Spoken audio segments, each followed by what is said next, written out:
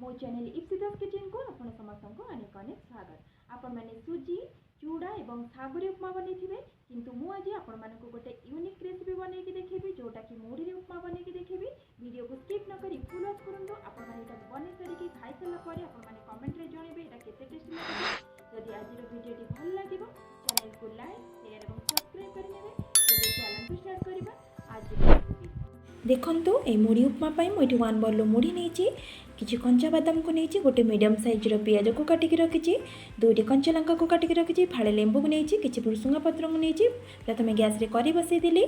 करी भी गरम हो गलानी से तेल को पकईदेली। हाफ स्पून सोरिष को पकई दूची, हाफ स्पून जीरा को पकई दूची। देखंतु टिके फुटी आसला परे तापरे सेतिरे मु कंचा लंका को पकई दूची, तापरे भुसुंगा पत्र को पकई दूची।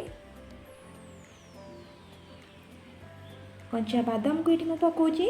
आपण मैंने चाहिए कंचा बादाम को आगुरी मध्य भाजिकी नहीं पारे, ताकू टिके क्रिस्पी होला पर्यंत भाजिबा।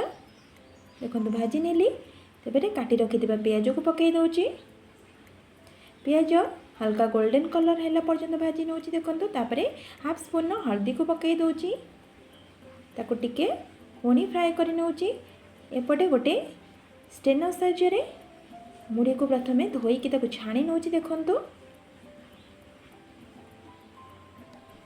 एमती प्रथमे मुढ़ी को धोई नेबे, ताकू गोटे मिक्सिंग बाउल को पकई दूची। देखंतु तापरे फाळे लेंबू को सेतिरे चुपुड़ी नौची। लेंबू दबा द्वारा टेस्टा भल आसी थाए। तापरे स्वाद अनुसार लुण को दे दउची, किंतु अल्प लुण पकेबे जेहेतु मुढ़ी रे लुण पड़ी थाए। तापरे से मुढ़ी को आनिकी मु करेई रे दे दउची, ताकू भल से मिक्स करी नौची। देखंतु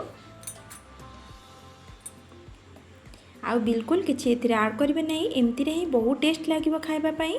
एबे गैस रो फ्लेम को आमे ऑफ कर देबा। तापरे धनिया पत्र को पकाई दउची। देखंतु तापरे प्लेट को सर्व करी नउची। ताले एठी हमर रेडी हे गेला गरमा गरम मुढ़ी उपमा। आपण माने निश्चय ए प्रोसेस रे थरे बनांतु। बिल्कुल खाइला परे आपण माने जानि परबे एटा केते टेस्टी लागुची। देखिकी भी आपण माने जानि परथिबे एटा बहुत टेस्टी हेतिबो। समस्त को यहाँ पसंद आसो। पिला टिफिन रे रेडी करके दे पारे। ताले बनै सारा पर आपण मानक मतामत मत कमेंट सेक्शन में जनइबे। आपण मानक किपरि लागिला। ताले आज पई रहउची नमस्कार, बाय, जय जगन्नाथ।